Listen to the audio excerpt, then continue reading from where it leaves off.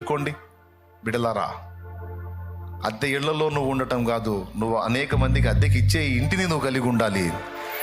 అలాంటి స్థితి నా తండ్రి నీకు ఇవ్వాలి. ఎవరి దగ్గర అయ్యా నాకు జాబ్, అయ్యా నాకు జాబ్, అయ్యా నాకు జాబ్ అని తిరగటం కాదు. నా తండ్రి దీవించి, నా తండ్రి కృప చూపి అనేక మందికి నువ్వు ఉద్యోగాలు ఇచ్చే స్థితికి నా తండ్రి నిన్ను లేపాలి. అదే జరగాలి, అదే జరగాలి. వైద్యం పొందడమే కాదు, వైద్యం చేసే వైద్యుడిగా, వైద్యురాలిగా నువ్వు తయారు కావాలి. నీ బిడ్డలు తయారు కావాలి. దేశం యొక్క ఉన్నత స్థలాల్లో, అది పోలీస్ డిపార్ట్మెంట్ కానీ, న్యాయశాఖ కానీ, అది ఏ విధమైనదైనా కానీ, అందులో ప్రతి ఉన్నత స్థలములో పరిశుద్ధుల బిడ్డలు ఉండాలి. నా దేవుడు అన్యాయస్తుడు కాదు. నువ్వు ప్రార్థించు. దైవజనులు లేవాలి నీ ఇంట్లో నుంచి, దైవజనురాళ్ళు లేవాలి నీ ఇంట్లో నుంచి.